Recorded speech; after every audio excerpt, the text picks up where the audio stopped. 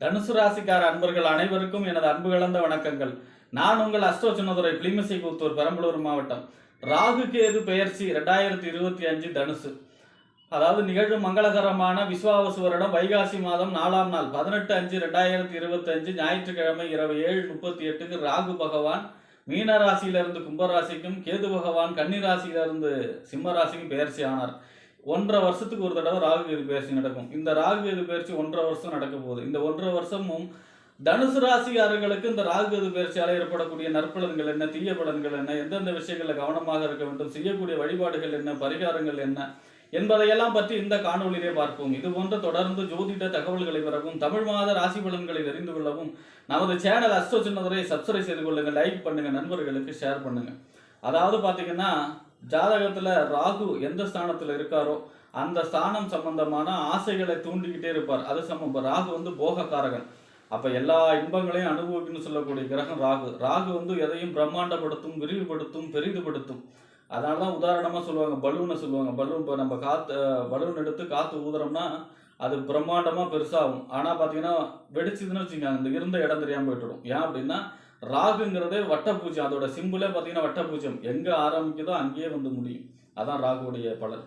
அப்போ அதனால தான் பார்த்தீங்கன்னா ஒருத்தருக்கு ராகு திசையோ இல்லை ராகுவால் நற்பலன்கள் ஏற்படுது அப்படின்னாலே அந்த அந்த ப்ராஃபிட்டை வந்து ஒரு ஸ்டாண்டர்டாக நிலம் இடம் சம்மந்தமாக ஸ்டாண்டர்டாக உள்ள பொருள் மீது இன்வெஸ்ட்மெண்ட் பண்ணணும். இல்லைன்னா அந்த இது வந்து நிலைக்காது. ராகு திசை முடிகிறதுக்குள்ள அந்த சம்பாரிச்ச எதுவுமே கிடைக்காது. அதனால தான் பார்த்தீங்கன்னா ராகு திசைகளையோ இல்லை ராகு நமக்கு யோகத்தை செய்யக்கூடிய அமைப்பில் இருக்கும் பொழுது ராகுவால் ஏற்படக்கூடிய அந்த ப்ராஃபிட்டை அசையா சொத்துக்கள் மேலே இன்வெஸ்ட்மெண்ட் பண்ண சொல்லுவாங்க. அதே போல் பார்த்தீங்கன்னா ராகு அப்படிங்கிறது அந்நியர்கள். அப்போ வெளிநாட்டில் போய் ஒருத்தர் நிறைய சம்பாரித்து பணம் பொருளாதாரத்தில் உயர்த்தணும் அப்படின்னா அதுக்கு ராகு தான் அனுகிரகம் வேணும். ராகுவோடைய காரகத்துவம் தான். அதே போல் பார்த்தீங்கன்னா அந்நியர்கள் ஏற்றுமதி இறக்குமதி தொழில், அந்நியர்கள் நம்மளை இல்லாத வேறு பாஷை வேறு மொழி பேசக்கூடிய அந்நியர்களோட பிஸ்னஸ் பண்ணுறாங்க இல்லையா, அதுக்கு ராகு தான் காரகத்துவம்.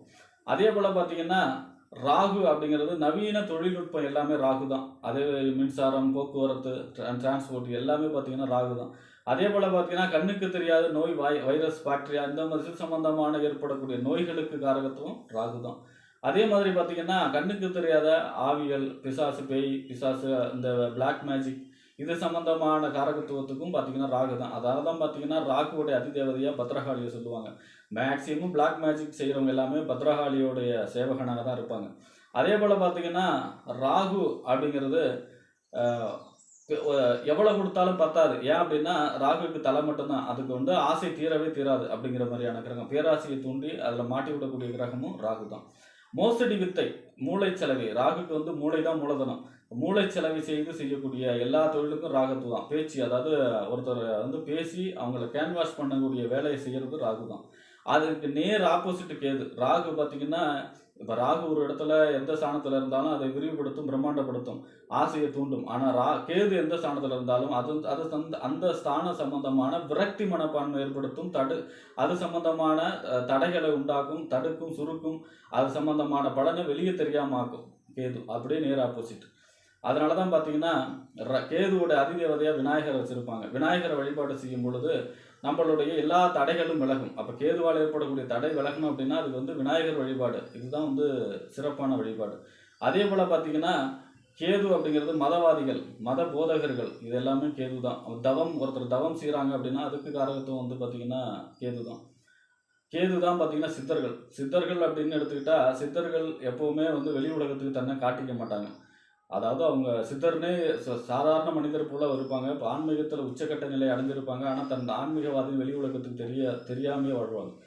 அந்த மாதிரியான காரகத்துவம்னா ஏன்னா கேதுங்கிறது ஆன்மீகத்துக்கு உச்சக்கட்டம். அதாவது கேது தான் வந்து பார்த்திங்கன்னா மோட்ச கிரகம். அதாவது ஒருத்தருக்கு மோட்சம் இருக்கா இல்லையான்னு சொல்லக்கூடிய கிரகம் கேது.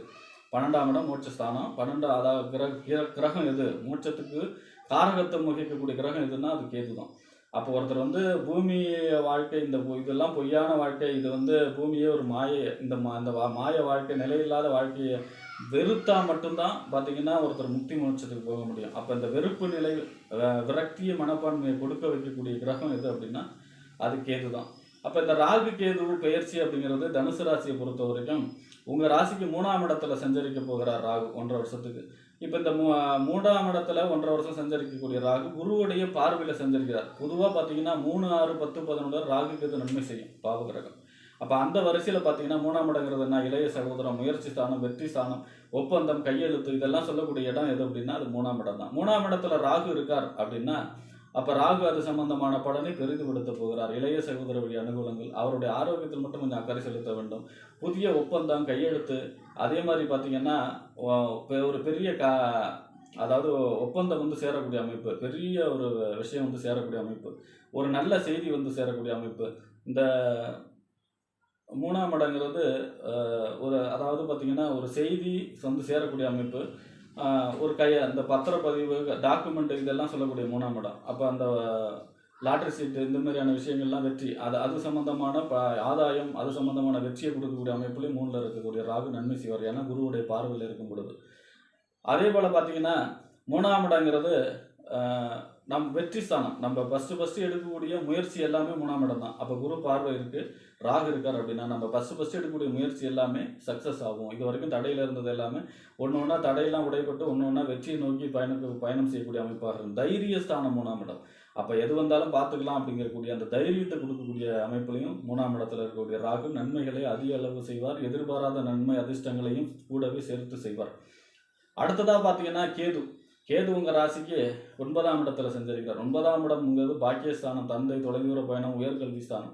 9ஆம் இடங்கிறது தெய்வ அருள் நிறைஞ்ச இடம். கேதுவே பார்த்தீங்கன்னா ஆன்மீக கிரகம்.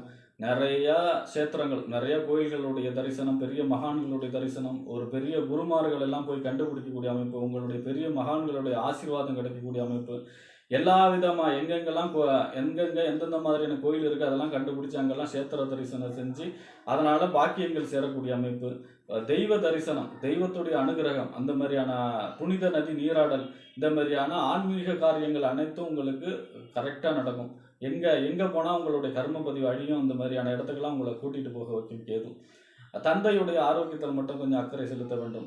மற்றபடி உயர்கல்வியில் பார்த்திங்கன்னா வெற்றி கிடைக்கும். அதாவது மருத்துவம் சம்பந்தமான, நிர்வாக திறமை சம்பந்தமான தொழிலில், அது சம்பந்தமான படிப்பில் உயர்கல்வி படிக்கக்கூடிய அமைப்பாக இருக்கும். அதே போல் தொலைதூர பயணம் கொஞ்சம் கவனமாக இருக்க வேண்டும். கரெக்டாக இருக்கா இல்லையா, அதாவது டாக்குமெண்ட்லாம் கரெக்டாக இருக்கா இல்லையான்னு பார்த்து போகிறது நல்லது. மற்றபடி பார்த்திங்கன்னா 9ஆம் இடத்தில் இருக்கக்கூடிய கேது தெய்வம். 9ஆம் இடங்கிறது பாக்கியம், தெய்வஸ்தானம். அப்போ அங்கே கேது இருக்கார் அப்படின்னா அது தெய்வ அருளை பெற்றுத்தரக்கூடிய அமைப்பாக இருக்கும். 3ஆம் இடத்துல ராகு இருக்கார்.